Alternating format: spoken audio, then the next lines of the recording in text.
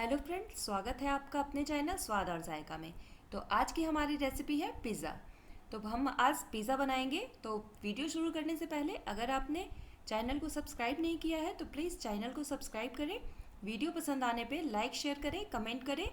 तो चलिए हम आज पिज़्ज़ा बनाते हैं जो बच्चों को बहुत ज़्यादा पसंद आते हैं और हमेशा ज़िद करते हैं कि हमें पिज़्ज़ा खाना है।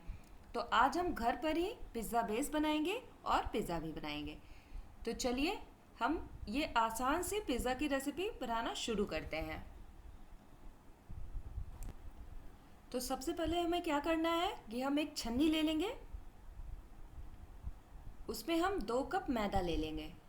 आप मैदा की जगह पे आटा का भी यूज़ कर सकते हैं। 2 कप हमने मैदा ले लिया है और उसमें अब हम डालेंगे बेकिंग पाउडर। तो यहाँ पे मैंने 1 छोटा चम्मच बेकिंग पाउडर लिया है। यहाँ पे 2 बड़े चम्मच चीनी लिया है मैंने।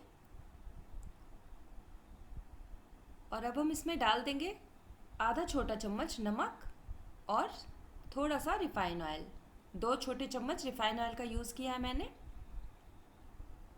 अब पानी की हेल्प से इसे हम अच्छे से डो बना लेंगे। इसका हम बहुत ज़्यादा टाइट डो नहीं बनाना है, इसका हल्का ही डो बनाना है, सॉफ्ट सॉफ्ट इस तरीके से देखिए।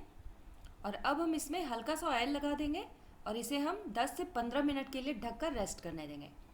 रेस्ट करने के बाद इसे हम इस तरीके से मिक्स कर लेंगे। इसे हम अंदर की तरफ करते हुए डो बनाएंगे। इसको इस तरीके से हम रख देंगे और अब हम इसे रोटी की तरह बेल कर इसे किसी कटोरे से गोल काट लेंगे। अब ये परफेक्ट गोल हुआ है और इसे अब हम फोक से इस तरीके से इसमें होल बना लेंगे ताकि ये फूले ना।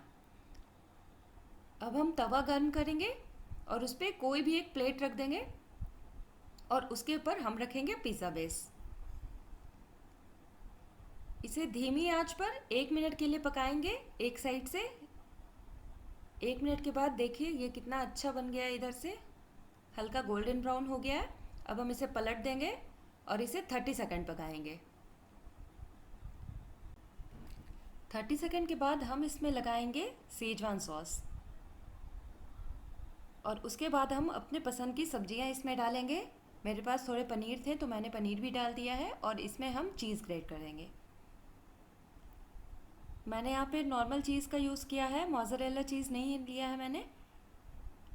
अब हम तवे में हल्का सा बटर लगाएंगे और इस पर हम पिज़्ज़ा रख के इसे ढक्कन से ढक देंगे और 2 से 3 मिनट धीमी आंच पर पकाएंगे। अब ये हमारा बहुत ही टेस्टी पिज़्ज़ा बनकर रेडी है। आप भी खाइए, बच्चों को खिलाइए। आपके यहाँ कोई गेस्ट आ जाए तो ये गेस्ट को भी बहुत पसंद आने वाली चीज़ है। तो चलिए आज की रेसिपी हम यहीं पर समाप्त करते हैं। Thank you.